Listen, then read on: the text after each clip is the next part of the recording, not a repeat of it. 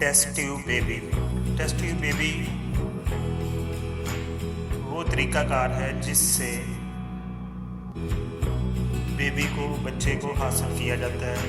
ये test tube baby का तरीका उन पेरेंट्स पे अप्लाई किया जाता है जिनमें औरत के अंदर या मर्द के अंदर कुछ प्रॉब्लम हो जिसकी वजह से वो औलाद की नेमत से महरूम रह रहे हैं।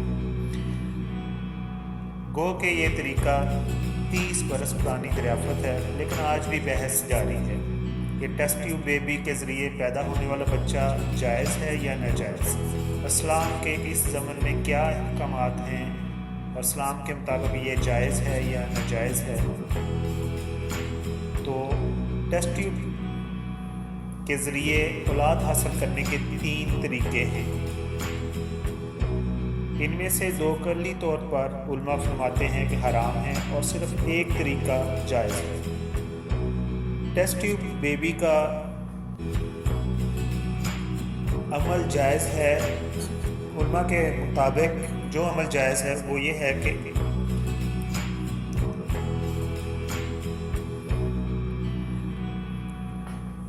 टेस्ट ट्यूब बेबी में अगर वैदा यानी अंडा औरत से और नुत्फ़ा यानी स्पर्म मनी मर्द से लिया जाए, और ये दोनों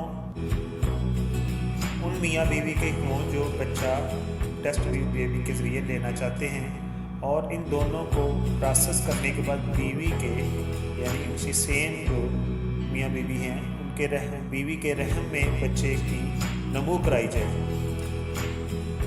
तो ऐसी सूरत हाल में टेस्ट बेबी का अमल जायज़ होगा, यानी कि अंडा भी बीवी का हो और स्पर्म या मनी भी सेम पेयर जो मियाँ बीवी हैं उनमें से मर्द का हो, और उसके बाद इसको प्रोसेस करने के बाद दोबारा उसी ही जोड़े के मियाँ बीवी के रहम में बच्चे की नमूना कराई जाए।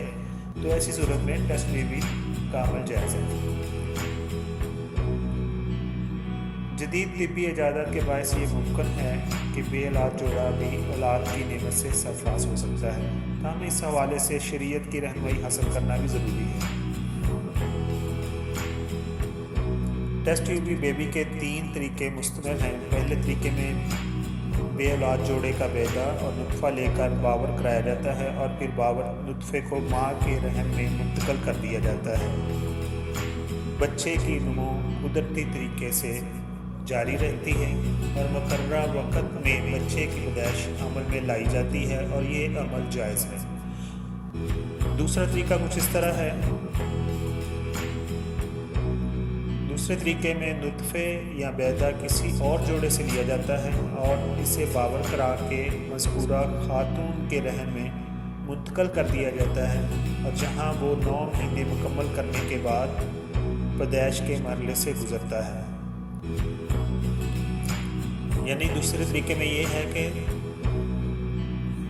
अंडा और मनी ये किसी और जोड़े से लेके उस औरत के रहम में रख दिया जाता है जिस पे बच्चा नहीं जिसको हो रहा होता है। तो इस तरीके से जो बच्चा पैदा होता है ये इस्लाम के मुताबिक जायज़ नहीं है। तीसरा तरीका कुछ इस तरह है कि मियाँ बीवी के बैदे और मनी को बावर करा के किसी दूसरी खातून के रहम में मुंतकिल कर दिया जाता है, जिसके बायस विरासत के मसाइल भी जन्म लेते हैं, जबकि कई बीमारियों की मुंतकिली का एहतमाल भी रहता है। इसमें यह कि जो मियाँ बीवी जिनके बच्चा नहीं होता उनके बैदे और नुत्फ़े यानी कि अंडा और मनी को लेकर प्रोसेस करा लिया जाता है और किसी दूसरी औरत के रहम में रख के उसको 9 महीने के बाद बच्चे को ले लिया जाता है। और दूसरा तरीका भी इस्लामी उलमा के मुताबिक जायज़ नहीं है।